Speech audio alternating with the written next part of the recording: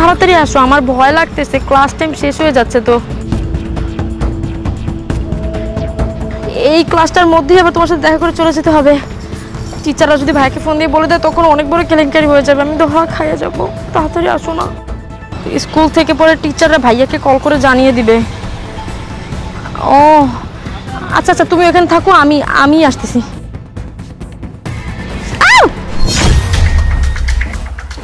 এটা কি শিকল? এই তালা কে মারছে?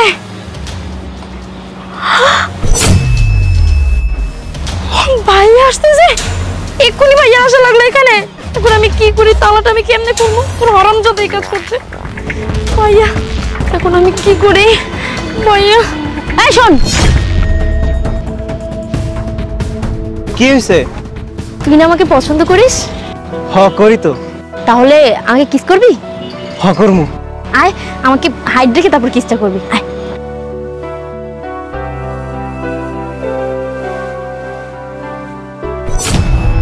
ছি ছি ছি ছি ছি, রাস্তার মধ্যে মানুষ এসব করে? এসব ছেলেমেয়েরা আসে কোত্থেকে?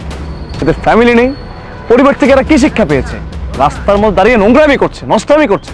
আর ওদেরকে দেখে দেখে বাসায় বাচ্চা কাচ্চারা খারাপ হচ্ছে, দিন তো দিন সমাজ নষ্ট হচ্ছে। এসব দেখে মানুষের মধ্যে ভ্রান্ত ধারণা চলে আসছে, এসব ছেলেমেয়েকে ছেড়ে দিলে হবে না। আজকে আমার বোনের জায়গা হলে আমি তোকে মেরে ফেলতাম। ছি, এগুলো মেনে নেওয়া যায়? বাইরে রাস্তাঘাটে বেরোলেই এসব নোংরামি আর নোংরামি। তারা আজকে তোরা ছাড় পাবি না। আজকে পুলিশকে ফোন দিয়ে এনে সবগুলোকে থানায় ঢোকাবো, তখন বুঝতে পারবি কত ধানে কত চাল, কতদিনে বছর হয়। পুলিশকে ফোন দেওয়া ছাড়া কোনো অপশন তো নেই। আচ্ছা শোন না, এই তালাটা একটু ভেঙে দে না। তালাটা ভাঙার কোনো দরকার নেই, কারণ এই তালাটা আমিই লাগাইছি। তোর মানে তুই এই কাজ ইচ্ছা করে করেছিস আমাকে ফাঁসানোর জন্য? তোরে আমি পছন্দ করতাম না, তোরে আমি প্রপোজ করছিলাম না, তুই আমারে রিজেক্ট করছিলি। এখন তোর ভাই আসবো, আইসে তোরে এই অবস্থায় দেখবো যে তুই স্কুল ফাঁকি দিয়া এই জায়গায় তোর বয়ফ্রেন্ডের সাথে দেখা করার জন্য আসছিস।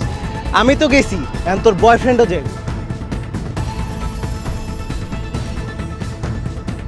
এমন করিস না, চাবিটা দে আমার, আমি খুলি, তোর করা লাগবে না। দে দে।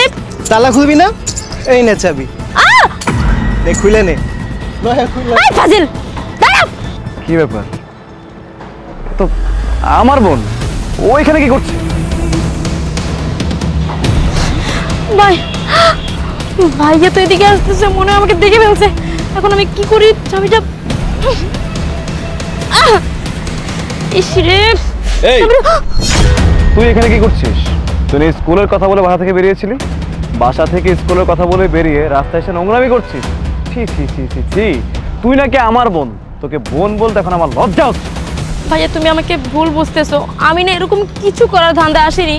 ওই বজ্জারটা আমাকে ব্ল্যাকমেল করে এই কাজ করেছে, এরকম কোনো কিছু করার নিয়ত ছিল না। আমি শুধু এসেছিলাম ওই হিমেলের সাথে দেখা করতে। হিমেলের সাথে দেখা করতে? এই তোর বয়স কত? তুই আমার থেকে বয়সে কত ছোট? যেই কাজগুলো এখন আমি করার সাহস করতে পারি না, সেখানে তুই আমার ছোট হয়ে এসব কাজ করিস না। মন চাচ্ছে এখানে তোকে মারতে মারতে মেরে ফেলি। সাহস কত? তুই রাস্তার মধ্যে একটা খোলামেলা প্লেসে এসে নষ্টামি করছিস। এই তোকে আমার পরিবার থেকে এই শিক্ষা দিয়েছে? আম্মা আব্বা তোকে ছোটকাল থেকে এই শিক্ষা দিয়ে বড় করেছে রাস্তাঘাটে নোংরামি করার জন্য? তোর দেখা দেখি সমাজের অনেক ছেলে মেয়ে নষ্ট হবে, বাচ্চা কাচ্চারা এসব শিখবে। এই শিক্ষা তো আমি তোকে দেইনি, এই শিক্ষা তো আমাদের মা বাবা আমাদেরকে দেয়নি।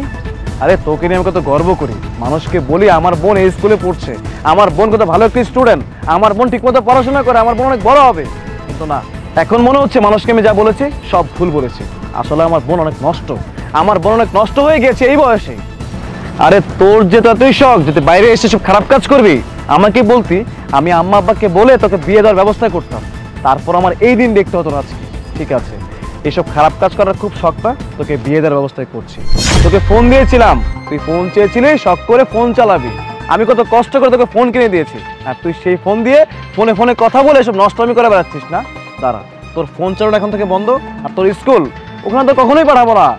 ভাইয়া ভাইয়া ভুল হয়ে গেছে, মাফ করে দাও না, আমি আর কখনো এমন করব না, প্লিজ। চল বাসায় চল, আজকে বাসায় নিয়ে তোকে কি করতে সেটা আমি দেখছি।